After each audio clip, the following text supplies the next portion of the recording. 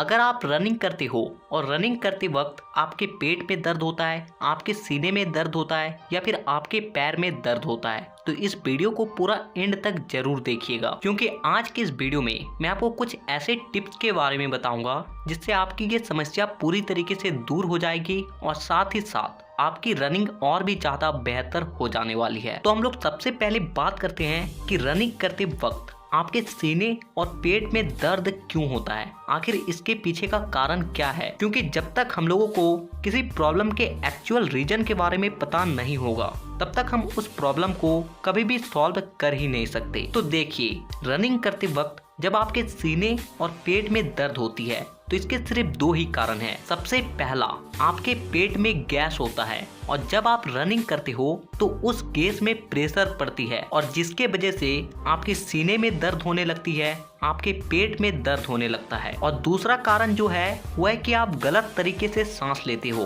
और जिससे आपकी बॉडी के जो इंटरनल ऑर्गन होता है वो ऑक्सीजन को ठीक से एक्सेप्ट नहीं कर पाती है और जिसके वजह से आपकी बॉडी में, आपके पेट में, सीने में दर्द शुरू हो जाती है। तो अब बात करते हैं कि आप इसे ठीक कैसे कर सकते हो। तो देखिए, सबसे पहली चीज कि आप अपने खाने को चबा चबा कर खाएं।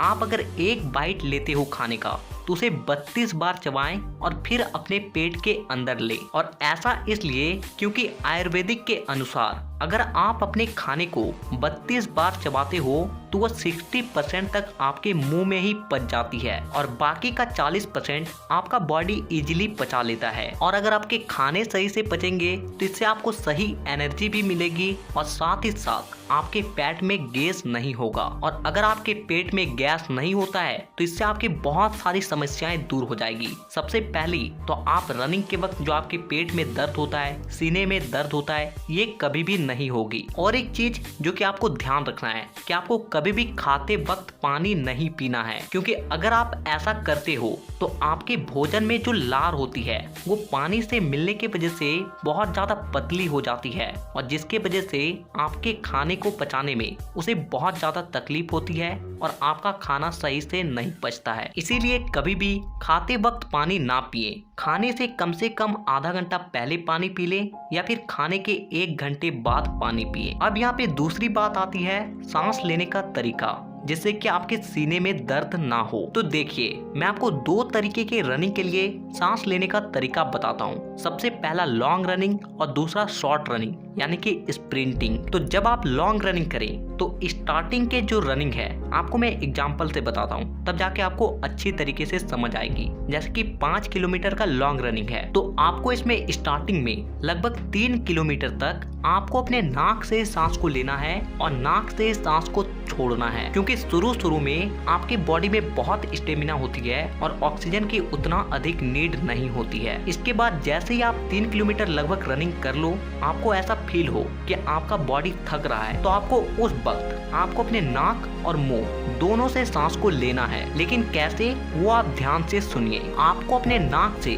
70% सांस को लेना है और 70% सांस को छोड़ना है और बाकी के 30% जो बचे हैं वो आपको अपने मुंह से लेना है और मुंह से छोड़ना है। मतलब आपको अपने मुंह से ज्यादा सांस नहीं लेना है, बल्कि आपका मुंह सिर्फ सपोर्ट के लिए होगा। तो ये बात हो गई लॉन्ग रनिंग की। अब बात करते हैं शॉर्ट रनिंग की। तो देखिए, आपको शॉर्ट रनिंग में किस तरीके से सांस लेनी है। तो आपको शॉर्ट रनिंग में आपको अपने नाक और मुंह दोनों से सांस को लेना है, लेकिन उस एंड वाले तरीके से, यानी कि आपको 70% अपने नाक से सांस लेना है और 30% अपने मुंह से सांस लेना है और उसी तरीके से आपको अपने नाक और मुंह से सांस को छोड़ना है। तो अगर आप इस तरीके से सांस लेते हो तो आपकी सांसें भी कभी नहीं फूलेगी और साथ ही साथ आपके सीने में, आपके पेट में कभी भी रनिंग करते वक्त दर्द नहीं होगा। और अगर आपका रनिंग करते वक्त बहुत अधिक सांसें फूलती है तो रनिंग से 20 मिनट पहले प्राणायाम जरूर कर लें। आप प्राणायाम में ओलोम विलोम कर सकते हो। इसे करने के लिए आपको सिंपल से कहीं पर भी अपने रीढ़ के हड्डी को सीधा करके पूरी तरीके से बैठ जाना है और फिर आपको अपने एक हाथ से अपने नाक के एक छेद को बंद करना है और दूसरे छेद से गहरी सांस लेना है और फिर उस छेद को बंद करते हुए दूसरे छेद जिसे आपने बंद करके रखा था उस छेद से सांस को छोड़ना है। और इस तरीके से आपको कम से कम इसे 7-8 मिनट तक रिपीट करनी है। प्राणायाम करने से आपके फेफड़े एक्सपेंड हो जाते हैं और जिससे उसमें ऑक्सीजन की मात्रा अधिक आती है। और रनिंग करते वक्त अगर आपकी बॉडी में ऑक्सीजन की कमी नहीं होगी तो आपकी कभी सांसें भी नहीं फूलेगी और आपको किसी भी प्रकार का तकलीफ कोई भी नहीं होगा। तो अब बात करते हैं पैर के दर्द के बारे में कि इसे आप कैसे ठीक कर सकते हो। तो देखिए, आपके रनिंग के वक्त आपके पैरों में दर्द इसलिए होता है क्योंकि आप लोग रनिंग से पहले वार्म अप नहीं करते हो, स्ट्रेचिंग नहीं करते हो, रनिंग के बाद एक्सरसाइज को नहीं करते हो। क्योंकि जब आप रनिंग स्टार्ट करते हो ना तो उस वक्त आपका पैर पूरी तरीके से रिलैक्स मोड में होता है और ऐसे स्थिति में आप डायरेक्ट धड़ाधड़ रनिंग स्टार्ट कर दोगे ना तो आपके मसल्स डैमेज हो जाते हैं और जिसके वजह से आपके पैर में दर्द होने लगता है। इसलिए जब भी रनिंग करें तो रनिंग से पहले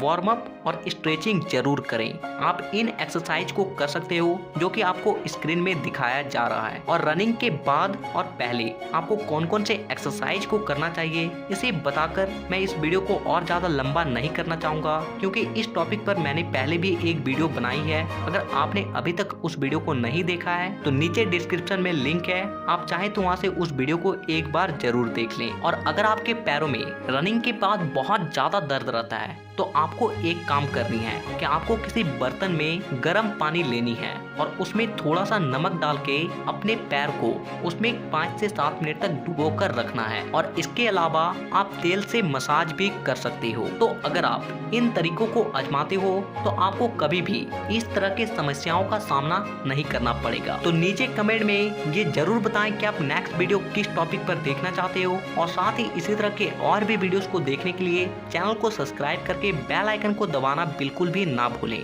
तो वीडियो देखने के लिए दिल से धन्यवाद।